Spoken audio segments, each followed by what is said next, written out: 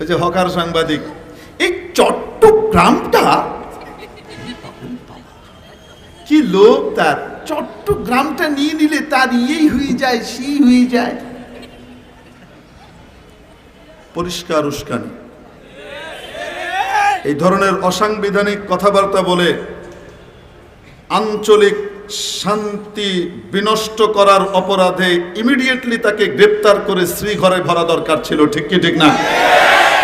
করেছে, আশকারা দিয়েছে। তার মানে কি ওদের কথাটাই ওর মুখ দিয়ে বলাচ্ছে, ঠিক কি ঠিক না? আমরাও বলে দিতে চাই দাদা বাবুরা, ওই ত্রিপুরাটা ওটা হয়ে গেলে আমাদের রাঙামাটি থেকে ওই মৌলভীবাজার একদম কাছে, আমাদের 400 কিলোমিটার ঘুরতে হয় না। এই ত্রিপুরাটা একটা হয়ে গেলেই হয়। চট্টগ্রামের দিকে শুধু চোখটা দিয়ে তাকায়ও ত্রিপুরা হারাইবা, 7 সিস্টার হারাবা। সিংহের বাচ্চা চুপ করে বয়ে থাকে, কিছু কয়টয় না। শিয়াল কু কু করে, কুত্তা ঘেউ ঘেউ করে, সিংহের বাচ্চা চুপ করে বয়ে দেয়। খোঁচাটা দিয়ে দেহ গাড়মার কিছু কিন্তু আর নাড়ি বুড়ি খুঁজে পাওয়া যাবে না। আবার কে ঢুকে পড়বে। ত্রিপুরার এদিকে আবার কতগুলা আইছে, লেলাই দিছে, ওখানে কিছু লেলাই দিছে, শুভেন্দু না কি এগুলো বলে ঢুকে পড়বি, বাংলাদেশ দখল করে নিবি। পুরি বাবারে বাবা, এসো আহলেন সাইলেন, কাইসি নিয়ে রেডি আছে মুসলমানরা, যে কয়টা ঢুকবি সোজা মুসলমানই। আইস কাটার লেগে রেডি হয়ে বেরিয়ে দিছে আইস। আর লেবু সিফার যে মেশিন আছে না, এই লেবু সিফার মেশিনও আমাদের কাছে ডিজিটাল হাসিনা অ্যানালগ মেশিন দিয়ে গেছে। কিন্তু মেলায় মেলায় আমরা দেখি লেবু চিপার মেশিন পাওয়া যায়, দেখছেন আপনারা? মালটা চিপার মেশিন পাওয়া যায় না কি?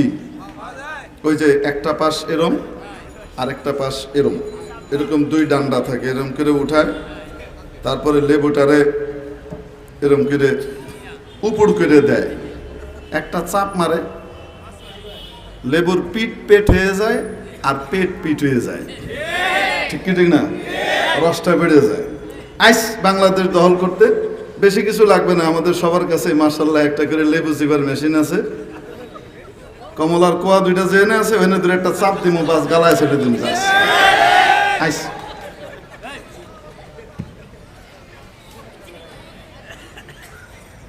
পারবেন না? হ্যাঁ, ভয় লাগতেছে?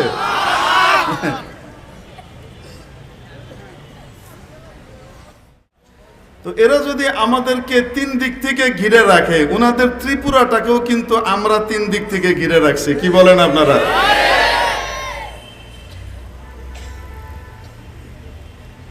অতএব সীমান্তের ওপারের দাদা বাবুরা, নিজেদের দেশের সংখ্যালঘু মুসলমানদের, খ্রিস্টানদের নিরাপত্তা দিতে পারো নাই। তোমাদের দেশের স্বাধীনতার বয়স 77 বছর। কতগুলা ধর্মীয় দাঙ্গা তোমার দেশে হয়েছে, সংখ্যালঘুর নির্যাতন হয়েছে, ঠিক কি ঠিক না? এই কয়েকদিনের মধ্যে উত্তর প্রদেশে, ভারতের উত্তরাঞ্চলে পিটিয়ে 64 জন সংখ্যালঘু মুসলমানকে হত্যা করা হয়েছে, শুধু পিটিয়ে। আমার গোটা বাংলাদেশে দেখাইতে পারবা না আমাদের 53-54 বছর বয়স, এই সময়ের ভিতরে ধর্মীয় দাঙ্গা লাগিয়ে পিটিয়ে তোমাদের হিন্দুদেরকে হত্যা করেছি। ধর্মীয় কারণে করি নাই। যারা করেছে তাদেরকে আবার তোমরা নিরাপত্তা দিয়ে কোলে বসায় থিয়ে দিছ। যাদের আমলে বিশ্বজিৎকে কুপিয়ে হত্যা করা হয়েছে, মনে আছে না নাই? বিশ্বজিৎকে কুপিয়ে কুপিয়ে হত্যা করা হচ্ছে। এই দেশে কে করেছে? কে করেছে? হাসিনার ধর্ষণ লীগ চেলা, ঠিক কি ঠিক না? জি, এই চেলারা করেছে। তখন কিন্তু দাদা বাবুদের সংখ্যালঘু প্রীতি দেখি নাই, ইসকনের লাফাল দেখি নাই। এখন নিরাপত্তার সর্বোচ্চ সীমা নিশ্চিত করার পরেও উল্টাপাল্টা মিথ্যা অপপ্রচার করা হচ্ছে। চোখ যদি তুলে তাকাও, আমার দেশের দিকে চোখ তুলে ফেলা হবে। আমার দেশের দিকে হাত বাড়ালে তোমার বাজু ফেলে দেওয়া হবে। শুধু ঢুকে দেখো, 1 টাকাও ছাড় দেওয়া হবে না ইনশাআল্লাহ। আসো। আমাদের টেয়া ছাড়া তোদের হসপিটাল চলে না, আমাদের অতিথি ছাড়া তোদের হোটেল চলে না।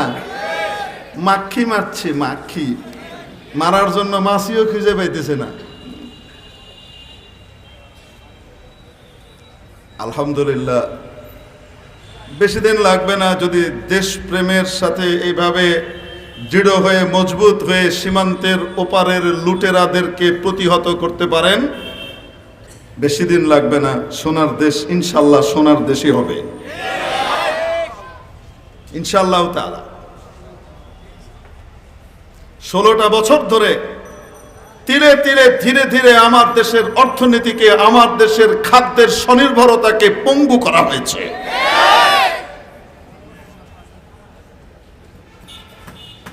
রপ্তানি করতাম আলু, সেই আলু তাদের কাছ থেকে আমদানি করতে বাধ্য করা হয়েছে। সিস্টেমটা এমন করা হয়েছে। অবাস্তব না বাস্তব? প্রতিটা ক্ষেত্রে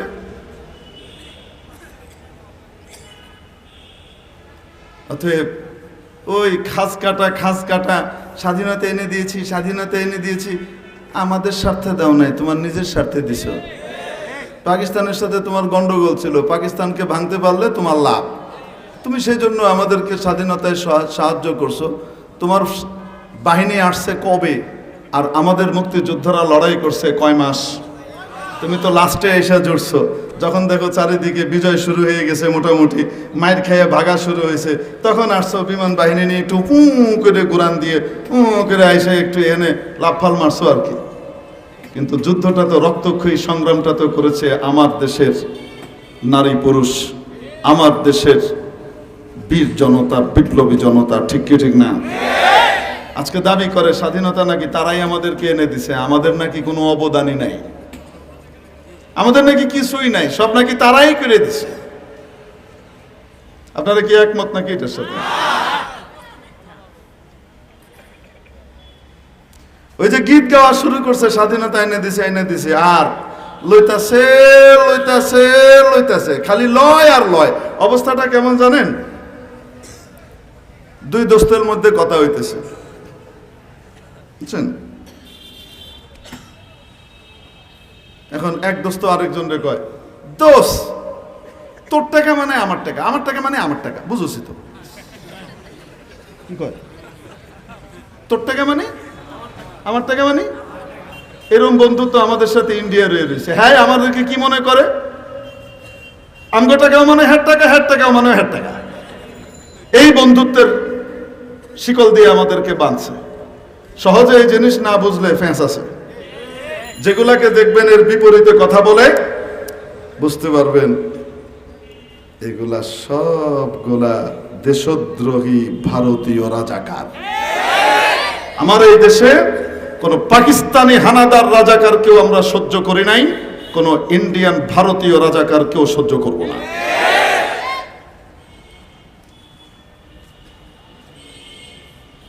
নারাজ হইলেন নাকি? হইলে কিছু করার নাই। রাজি আছেন যদি হামলা করতে চায়? বাকিটা সারতে রাজি আছেন তো ইনশাআল্লাহ? কে কে দেখি একটু হাত উঠে দেখেন। পুলিশ ভাইও হাত উঠান, আপনি লজ্জা পাইতেছেন কেন? আপনি তো জনগণ, জনতার সদস্য, হাত উঠে দেখেন। হ্যাঁ, সবার আগে তো আপনি করবেন, আমরা আপনার পিছনে আছি। জাযাকাল্লাহ, হাত না হয়।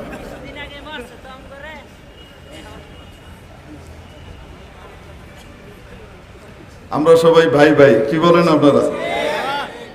আচ্ছা, আর একটা মজার কথা জিজ্ঞাই আপনাদেরকে। এই কাছের যে দাদা, এটারে খেদায় দেওয়ার কারণে ওই আটলান্টিকের ওই পারের কাকু ওইটা আবার মনে করছে ভালো করে লুটিপুটি খেতে পারবো, এখানে এসে আমি আমার মতো বানাতে পারবো, সব ট্রান্সজেন্ডার বানাবো, আমি এখানে সব সমকামিতা তৈরি করে দেবো, আমি নারীদেরকে বের করে করবো, এগুলার আশা নিয়ে আইতেছে। খাতির আছে এদের সাথে? কোনো আসতে বলেন, খাতির আছে? আটলান্টিকের ওই পারের কাকু বাঙালির ছিল নাই, কিছু পারুক না পারুক পিড়াইতে ওস্তাদ, ঠিক কি ঠিক না? এখানে এসে যদি উল্টা পাল্টা করো, অন্যগুলা তো কাপড় চোপড় শাড়ি টাড়ি লয়ে যাইতে পারছে, প্যান্ট জাঙ্গিয়ে একটাও লয়ে যাইতে পারবা না, একদম সোজা হয়ে থেকে। আমরা কারো কাছে আমার দেশ আর আমার চেতনাকে বর্গা দিই নাই, ঠিক কি ঠিক না? স্পষ্ট মেসেজ।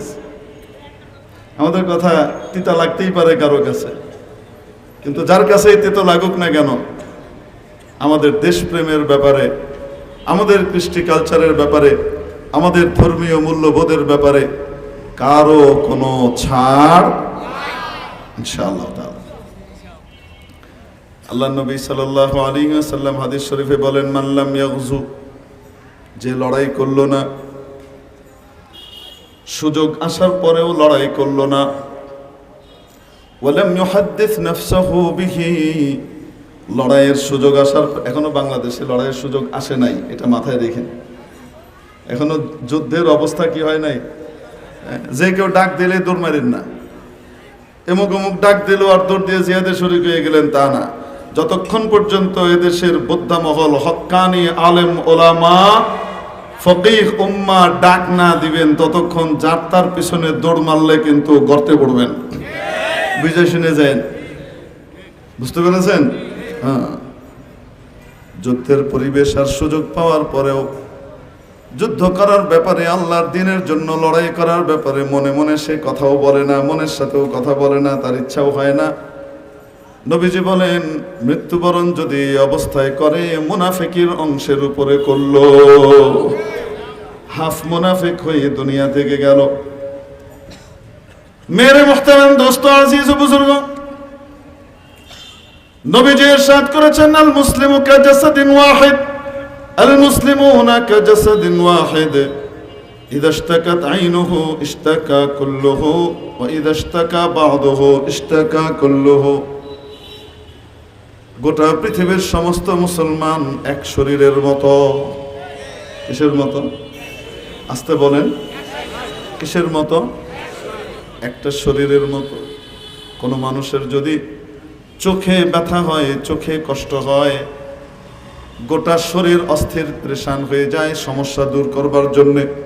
পা এই কথা বলে না, ও চোখ সমস্যা তো তোমার, তুমি সমাধান করো, আমি কেন ডাক্তারের কাছে হেঁটে যাব।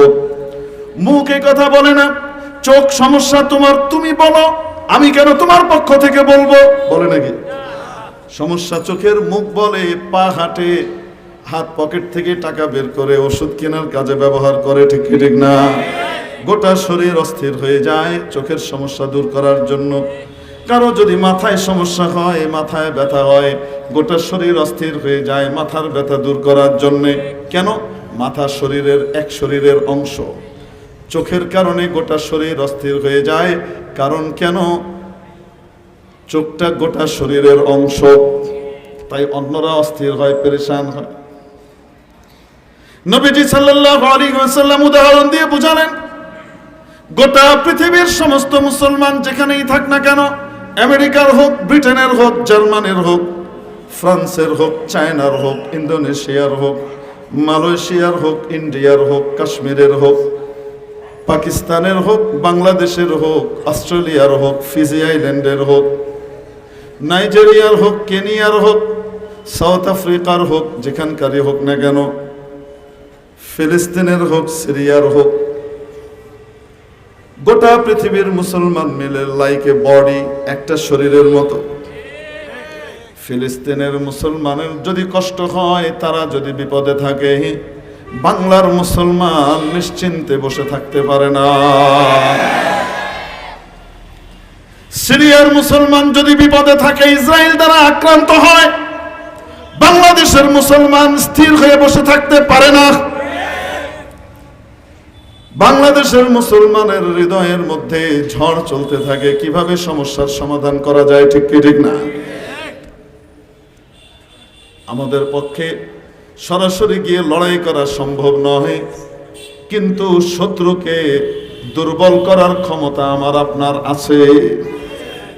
আছে না নাই? শত্রুকে দুর্বল করার ক্ষমতা আছে না নাই?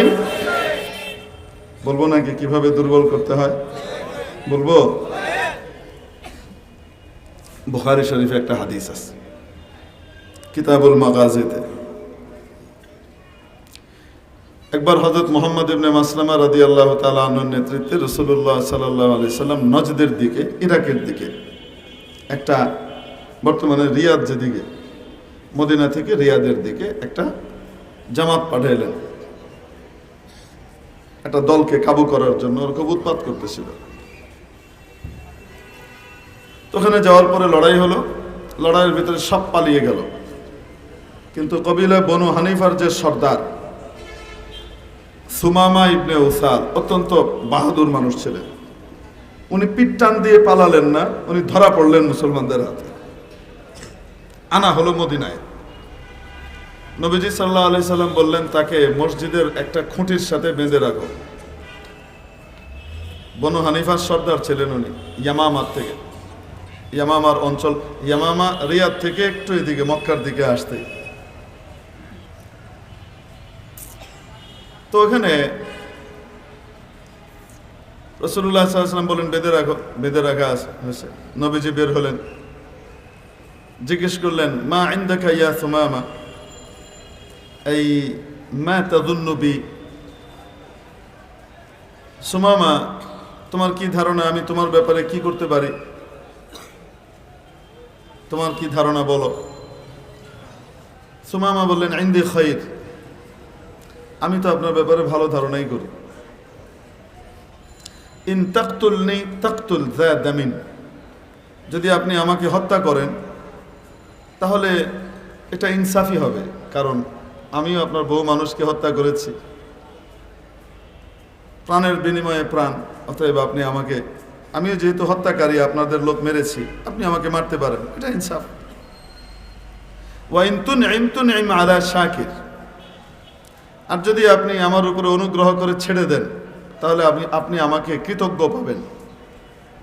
বুঝিয়ে দিলেন আমি আপনার সাথে তো লড়বই না, আর আপনার সাথে লড়াই থেকে আমার গোত্রকে আমি বিরত রাখবো আর কি। ওয়াইন তুরিদ মালান, আর যদি আপনি টাকা পয়সা চান, ফাখুদ মা শিত, কত টাকা আপনার লাগে বলেন,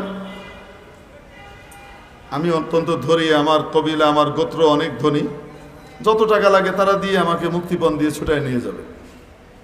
ফাতারাকাহু সাল্লাল্লাহু আলাইহি ওয়াসাল্লাম, রাসূলুল্লাহ সাল্লাল্লাহু আলাইহি ওয়াসাল্লাম ওই অবস্থায় তাকে ছেড়ে চলে গেলেন, কিছু বললেন না।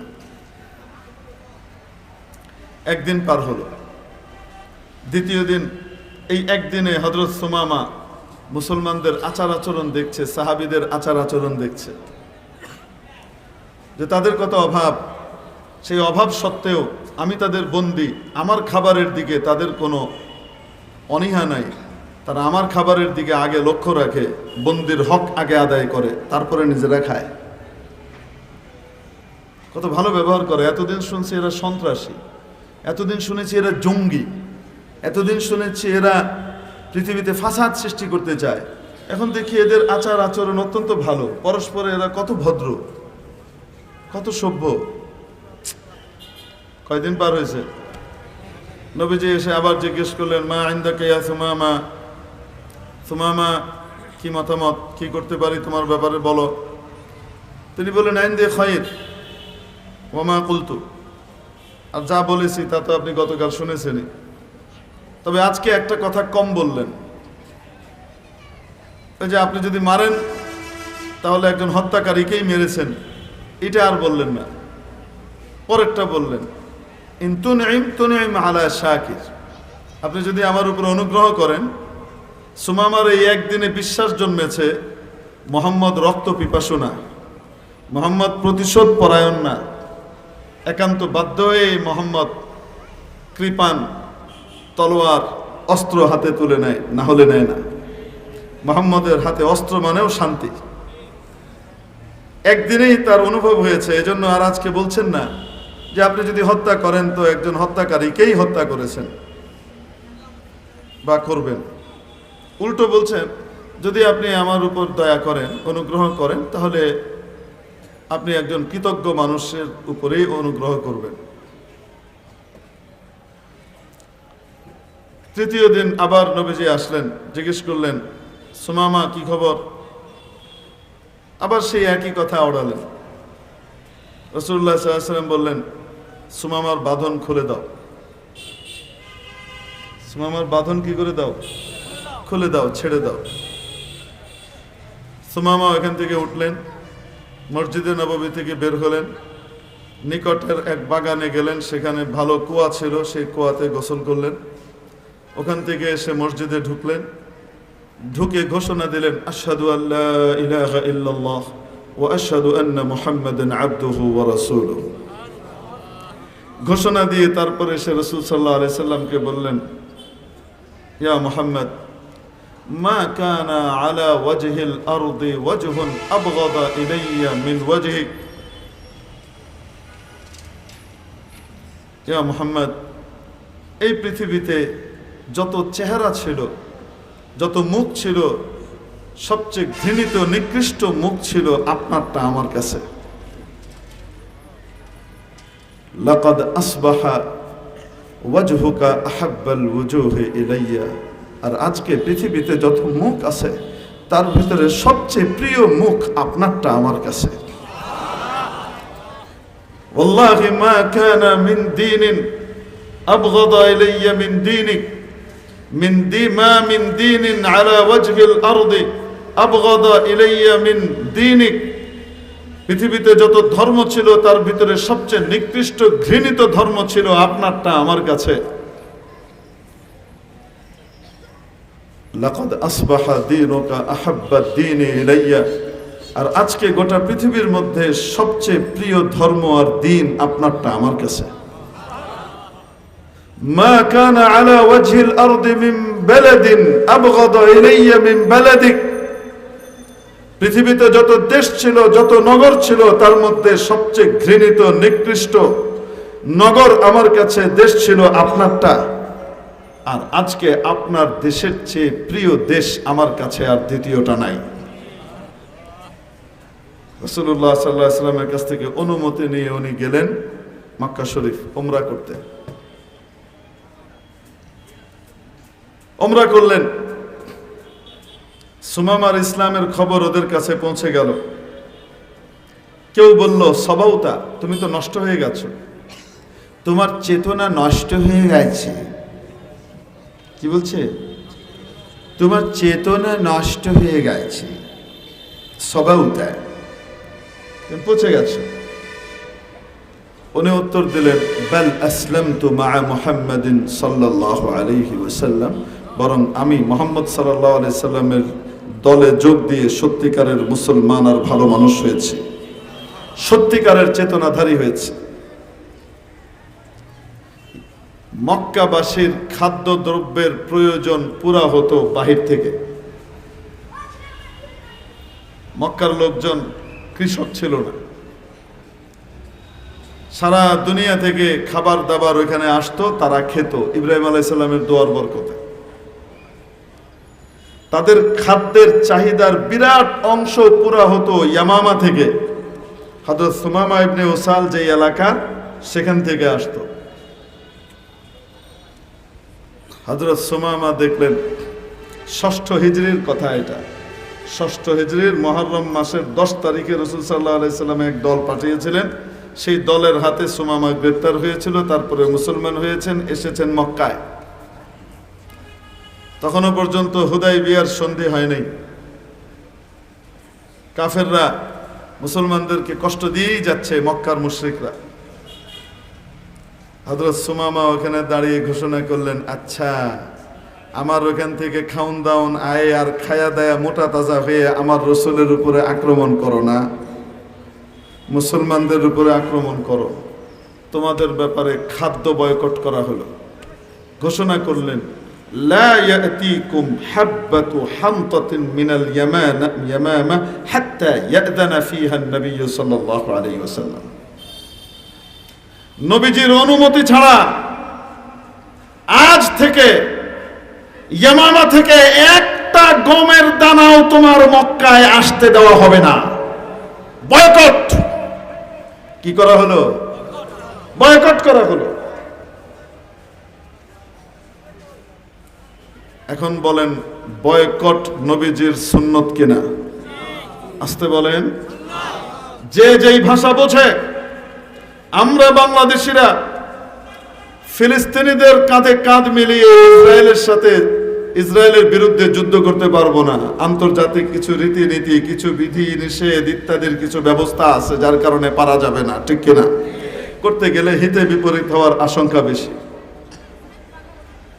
কিন্তু